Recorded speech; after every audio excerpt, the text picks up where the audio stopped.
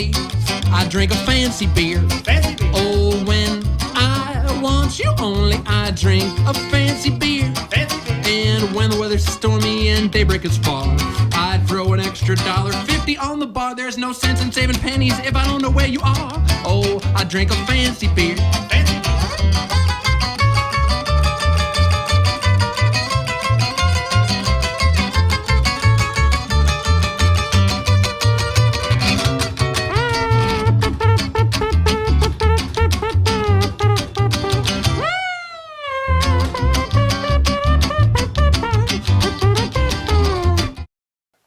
Hello, and welcome to The Beer Show. I'm Steve B. This is my drinking buddy and good friend, Eric T. How you doing? Doing good. How you doing, Steve? I'm doing well, thanks. Right on. We got a heck of a show lined up for you tonight. 3 great beers. And what do we got on tap out of the gate here, Eric? Well, coming out of the gate, we got at Anderson Valley Boone's Amber Ale. Anderson Valley is a brew pub just north of San Francisco. It's actually just north of Napa. It's a couple of miles, about a couple hours outside of Napa Valley. The place started up in December of '87. At that time, it was only one of 20 craft brewers in the country. So it's these guys helped rock the brewing worlds, get it off to a good start. And this is one of their flagship beers. It's it's a golden ale or an amber ale, I guess. Yep, amber ale. I really don't differentiate much between the two, but they're calling it an amber ale. And this one here just happened to come in a 22-ounce bottle because I couldn't find the 12-ounce version locally. Right, I know they do make them in 6-packs, but difficult to find They here. come in cans, bottles, and kegs. Cans as well, okay. Great. Yeah. Fantastic. Well, let's get right into it without further ado. I like the cap coming off there. I saw a little bit of the... A little bit of smoke coming off there. Yeah. Oh wow. Yeah. So this is one of the original, not home brews, but craft breweries in existence. I'll let you have the honors there. Thank you, sir. Looks good. It's wow. Really, obviously, a very amber color there. Beautiful. Mm-hmm. Can't wait to try it. Well, cheers. Oh yeah, you got a nice head on that one.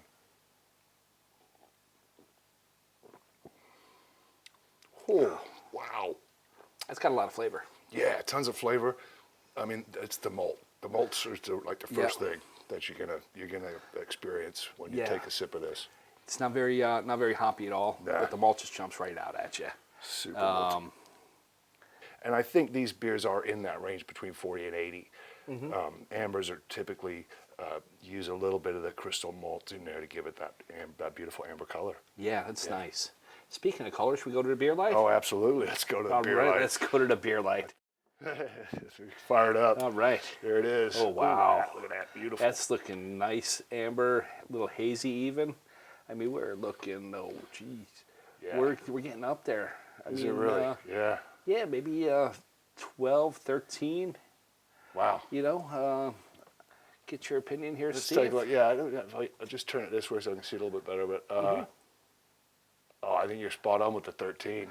Yeah. Yeah. It's one of the darker ones that we've sampled so far. Mm-hmm. But that's it's got great flavor too. I mean, that's totally malt. The malt shining through. Driven malt driven flavors is what it is. You can tell. You left a little in there. Thanks. Yeah, I wanted to save you a little taste there. This one here is a 5.8 ABV and only 16 IBUs. So we could see how important the malt is to this. There's not very much hop to it at all. Though it does have, a couple of unusual hops in there. Unusual as far as I've seen. Mm-hmm. Has some Mount Hood, Columbus, Northern Brewer. There's a couple that you don't see every day. For sure. But it's really the malt that brings out the flavor here. It's a great beer. It's got the head on it is really pretty thick, and it's kind of an off-white, off-white in color. The head is anyway, and that's pretty typical for an amber or a golden ale. To see that off-white kind of a head as opposed to the lagers where it's just really it's crisp and white, pure white almost. Yeah, really like this beer. This is a good one. I got to give this one What was the ABV again? You said it was ABV is 5.8. 5.8. Okay. Yeah, yeah. So it's not. Yeah, it's not over the top. No, I like it. it's comfortable. It's really well balanced. Maybe a little heavy for a session beer, but for a Saturday session, maybe not. Yeah, right. And the thing too, this beer, it's not quite a pale ale, No, and it's not quite a brown ale. no. It's just like it really splits that divide right down the middle, and It's it got the best lands of both qualities. it lands right in there because you're getting that malt. It's a really well balanced beer. Yeah, You're I getting like the best of both worlds in this one. I think this is a very good beer, and I'll give it very high marks on a scale of 1 to 10. Yeah. How about you? Yeah, I'm with you. I'm thinking probably an 8.5 at least. Oh yeah, I'm up there You as know? well. Yeah, I was thinking 8, but 8.5. I could probably go to 8.5 with this one. Yeah, pretty easily. That's a good one. Phenomenal one. Yeah, it's a great one. Absolutely. Yeah, I love it. What do you think, Steve? Cut to a commercial? Oh yeah, let's do it. It's commercial time, and we'll be right back with another sampling for you. Yeah, we'll be see you on the other side.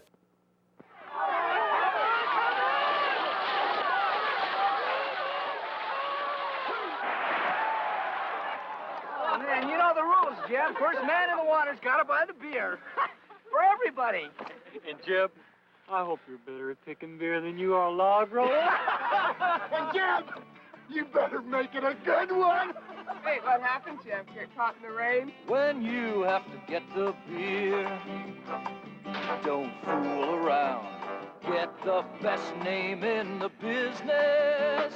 Old Milwaukee beer. Old Milwaukee. Old Milwaukee is named after the city that means beer. It's the fastest growing major beer in the country. Jeb, you're a lot better at picking beer than you are at log rolling. Well, I think I do pretty good at both. Old Milwaukee beer tastes as great as its name. Well, there's yet another old style commercial for you. It's Milwaukee. It's as good as its name. Oh, Milwaukee, yeah. It's as good as its name. They got great commercials anyway. Yeah, that was a pretty good one. It's weird because I think I recognize a couple of those guys. I mean, Yeah, it looks real I familiar. mean, they're really young, obviously a lot younger there, but I swear I've seen a couple of those actors in other stuff. But Yeah. I don't know, I could be wrong. But in any case, I think we should, let's move on, move on to the next. All right. Well, the next beer we have is a local one to Hawaii, anyhow. It's from the Big Island Brew House. Big Island Brew House is over on the Big Island of Hawaii.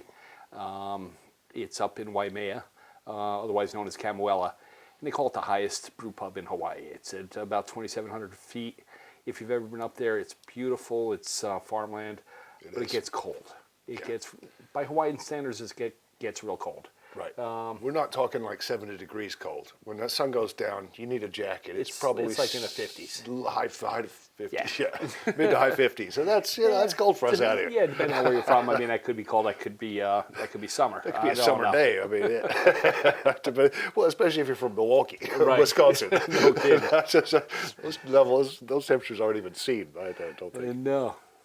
Anyhow, the Big Island Brew House opened up in April of 2013. It was opened up by Tom Kearns and his wife. Tom, you might remember, was a brewmaster here on Maui before he moved over to the Big Island. He had started out brewing a couple of beers for a company called Fish and Game, which later became Maui Brewing Company. Maui Brews, which it's amazing, that Tom is very much still involved in the business. In fact, he's the mastermind really behind the Bikini Blonde Lager and the Big Swell IPA. And As also well as the Coconut Porter. And so, hats off to Tom because he's still out there doing it today. And in fact, I would argue that he's making even better beers now today. Yeah, I think so. He's a bit of a local legend on the Hawaiian brew front, for sure. Yeah, let me grab that. You got it. He's won numerous awards, both with Big Island Brewing, Big Island Brew House, and with Kona Brews. This one that we're going to sample now is a Golden Sabbath. It's Belgian style ale. Yeah. And it's a little higher octane than most of them. This one that comes in at about an 8.5. 8.5. Yeah, so that's a little. Yeah. That's a little higher on the ABVs. Yeah. On the IBU side, it's about a 30. Okay. So I mean, it's made with Hawaiian honey. Tom likes to do a lot of things right. with local flavor. So he's using some of the local bees and some of the local hops and. Yeah.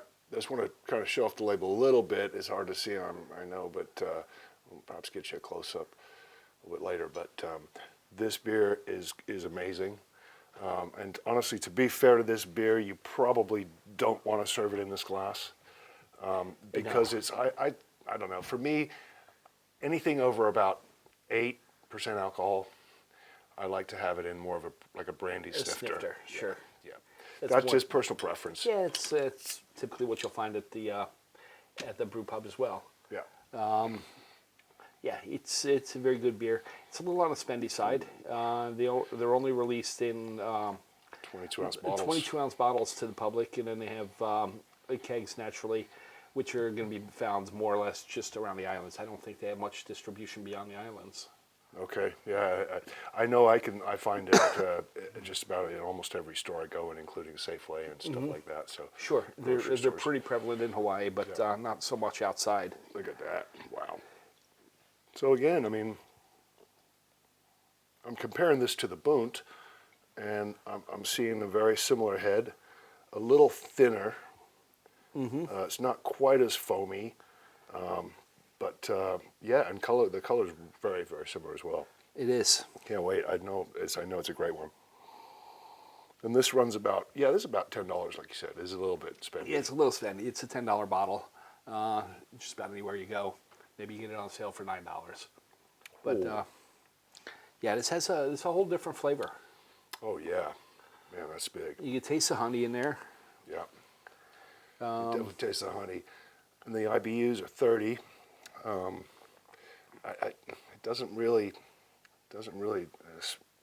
It's not overboard hoppy by any means. No, it's really a really nice balance. I think, like you said, you're getting the alcohol. The high alcohol is coming obviously from the honey, Right. right? Because the more sugars you have in your fermentation, and the higher the alcohol content is going to be. Right, absolutely. And so you're right. That honey is really punching through. I think really what makes a difference here, from my understanding, is the yeast. It's a Belgian yeast. Yes, there you go. I've never really realized that the yeast makes that much of a difference, but apparently from what I've been reading, that's really what sets this beer apart. Right. It sets it apart in a number of different ways. I understand it's a little trickier to brew with. I understand, Yeah, Belgian yeast has a certain characteristics that are going to lend this kind of a flavor to your beer as it ferments out. And so I love Belgian beers. Most Belgian beers are in that higher octane, if you will, higher ABV levels, 7 and up, and even beyond 9. Right. Yeah, but again, this is really about the glass to really best enjoy this beer with. Now this is sipping beer, not a slamming beer. And I should have had us a couple of snifters, but in fact, there's even one on the label, so that'll tell you right there. That's the way you ideally want to try to drink this beer. But nevertheless, wow. Yeah, it's Yeah. delicious, and Yeah. we're not the only ones who like it. Apparently, in 2014, right after this came out, it won the Bronze Award in the Great American Beer Festival. Yep. For the Belgian style strong specialty ale, and also in 2014, it won the World's Beer Bronze Award for Belgian and other ales. So right out of the gate, it was a home run for Tom, and for Big Island Brew House, and for the rest of us who like beer. Hey, jumping ahead, let's go to the beer light. Yeah, beer There light. We we can't go. forget the beer light. No, sir. All right, so we are. Now, I'm calling that about a 12. 12. Okay. Yeah. I mean, it is. It's a little lighter. I got a feel. I feel the amber, the Bunts, was a little bit hazier. darker, a little hazier, a little darker. Yeah. I mean, just you can already just look at these two on without the benefit of the beer light. You've got, you're definitely a shade higher, Right. or a shade lower with this one, in this case. So yeah, I think 12 to 13 is the SRMs on it, Right. which is the standard reference measurement chart, and it's just a way to sort of look at the colors. And I don't know if you can see it, but the bubbles are just streaming off the bottom, Yeah. tiny. Tiny bubbles. Tiny bubbles. The head sort of went away pretty quick. But man, is this a good beer. This is really top notch beer. This is an 8.5 for me, maybe even a 9. Yeah, I got to go with that too. Yeah. 8.5, 7.5, 9. It's up there, but this is, it's not your average everyday beer. Nope. Like I said, it's specialty beer. Yeah, it's a specialty beer. If I want to pat myself on the back for a job well done or finish a project or whatever, I pick up a couple of these. Yeah, no kidding. Or if well, it's this one as well. It's absolutely. It's kind of in the same league. Yeah, I see we're we're breaking out of the 12-ounce mold here. Yeah, I see a trend. I like the way this is going. I like where we're going with this as well. We come from the 12-ounce to the 22s, so, and then maybe at some point we'll get into the 64s. Yeah. So I want to mention this though, because you mentioned Tom Kearns and you mentioned the Fishing Game Brewery. Right. This is actually kind of a vintage piece. There, kind of isn't a it? vintage collectible growler. Now this is the original Fishing Game, which Tom Kearns created beers for this restaurant. That was probably your first growler full of Maui Brews, of Bikini Blonde. Bikini Blonde, yeah. And he was responsible for making not only this amazing Golden Sabbath, but the Bikini Blonde and the Big Swell IPA and the Coconut Porter, all of which are still in existence today. It's just that now they're Maui Brewing Companies. And so Tom, what he did was move to the Big Island and start the Big Island Brew House, and we're happy that he did because he's a phenomenal brewer, and we still have his old products, and now he's making some new ones. Yep, it's beautiful. It is, and that's great. So we're stoked about that. Absolutely. So, hey, cheers, Eric. Cheers, Steve.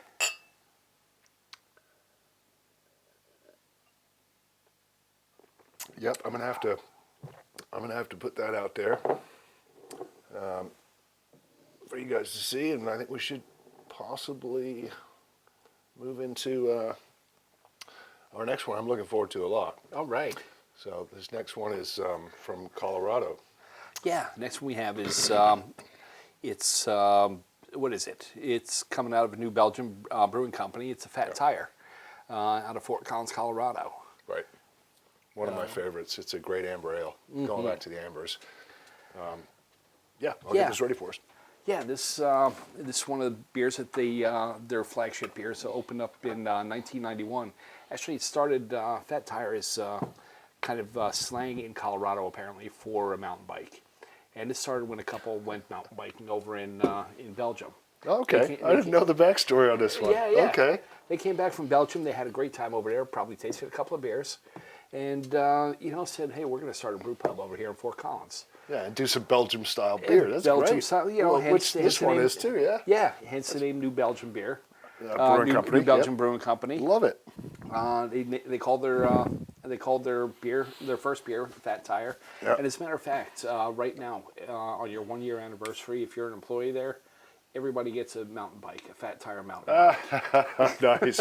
I want to go work there. Yeah. Well, I don't know. Good. It sounds like it's pretty hilly in Colorado too, though. Well, yeah. Maybe an electric bike. I don't know. Yeah, you can only ride in the summer. You're going to ski in the winter, right? Exactly. But I like the can. They changed their label recently, I think. I seem to remember it looking a little different than that. It seemed like they had a bigger bike and it was in color. That's right. But yeah, this looks great. Yeah, a little bit more information about the company, just FYI. It was started by that couple. The names escape me, but it'll come to me here shortly.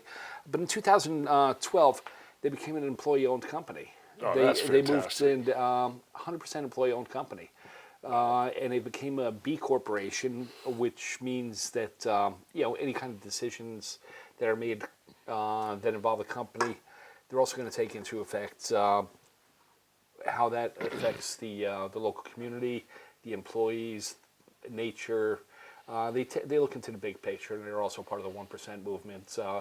Very much like Ben and Jerry's in that social conscious movement. There you go. Yeah, fantastic. Yeah, it's that's great. In 2019, by the end of last year, they did sell the company to a division of Kirin Beer. Okay. But of course, all the employees were rewarded handsomely for that. All right. So it was a decision made by the company, by the employees, And I think great things are going to come of that. It's going to give them more distribution, Yeah. Global I was distribution. At this really surprised, honestly, to see it out here. Exactly. This Yeah. was one of the top 4 breweries, independent breweries. When they, at one point it was right behind Yingling, Sierra Nevada, and I want to say Sam Adams. But as far as the size of Wow. Yeah. craft breweries, these guys are right up there. Yeah, again, with the ambers, you've got your base malt is your 2-row pale malt, and then the color again is derived from the crystal malt, anywhere from really crystal malt 20 all the way up to crystal malt 80. Again, the higher the number, the darker the malt is, and as far as hops, it's probably it's got some nugget, probably some Goldings. It's a wonderful beer. Another really well balanced beer. Again, it's not a pale ale, and it's not a brown. It's certainly not an IPA because the hops is almost non-existent. It's just enough to it's just Enough to super feel that nice. you got a little there. Yeah, just so well balanced. I mean, we're looking at this is a 5.2 on the ABVs Okay. and a 22 on the IBUs. So I mean, like you said, the hoppiness is just enough so you can taste that there's a little bit of flavor in there, but tell you- it's Yeah. it's smooth. Of the 3, this is probably the easiest drinking, smoothest beer. Yeah. The others, definitely more flavor, more octane, more, a little bit more of everything. Yeah. But as far as your go-to everyday kind of beer, this is one of my go-to beers. This could be the one. This is a daily Is it drinker for you? me. Yeah. Okay. Yeah. Yeah. No, I This love is the Fat this is Tire. one of a handful, I should say. Okay. Right. Yeah, I know, rotate them. Yeah. Right. Variety's the spice of life, as they say. But this is a great beer. And you're right, it's a lot more approachable than certainly the first 2 that we had here with the Boone Amber and the Golden Sabbath certainly is Right. high octane. This one's very approachable at 5.2. It's along the same lines as a lot of lagers and kind of gas station beers that are out there at 5%. Right. So for a couple of dollars more, why not get a little bit more flavor in your glass? Exactly. I'm with you. Yeah. Cheers. Cheers. Cheers to that. We should hit the beer light too. Oh, that's a good idea. Without further ado, yeah. Here we go. Okay, well, I'm Where seeing we going some. with that? A little hazy, maybe. Really, yeah, a little bit. Well, I'm seeing some bubbles. I'm not quite seeing the streaming bubbles, the streaming little bubbles that I saw out of the Golden Sabbath. What are you seeing on the color there? I can't see. Your- I'm thinking maybe a 9. 9. Oh wow! So dropping down like 4 points more. Yeah, maybe even an 8. To be honest with you, I think that's more of a 7. Yeah. And again, just a really, really well balanced beer. I love it. It tastes great. Yeah, like I said, it's a daily. Yeah. More of this is an easy one to keep in the fridge, and Yeah. This is a crowd pleaser, I'd say. Yeah. Yeah. You can't go wrong. Anybody's gonna like this beer. It's got a nice clean finish too. Yeah, really great finish. And then again, yeah, very well balanced. I keep saying that, I know, but it just is. This style of beer, these Goldens and these amber ales are so well balanced and so drinkable and approachable. Just highly recommend this beer. I'm going to have to go with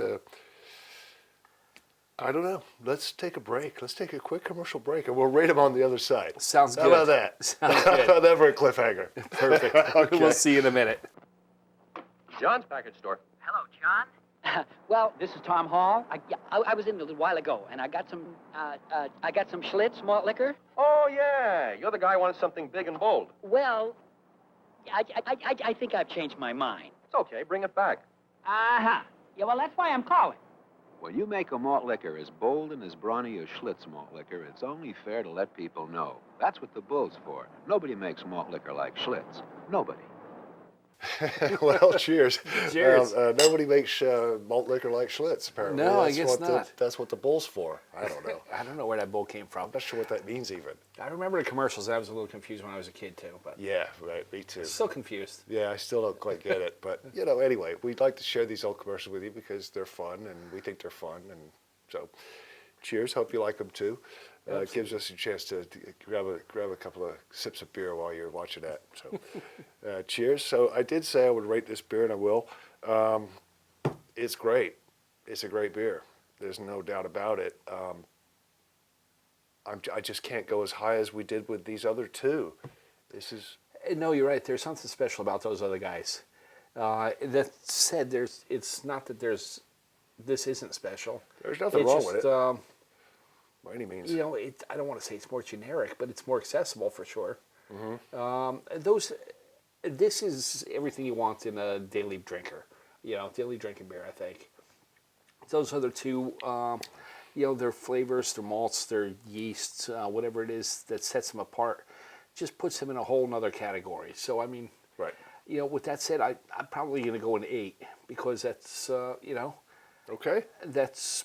8 it is. Yeah.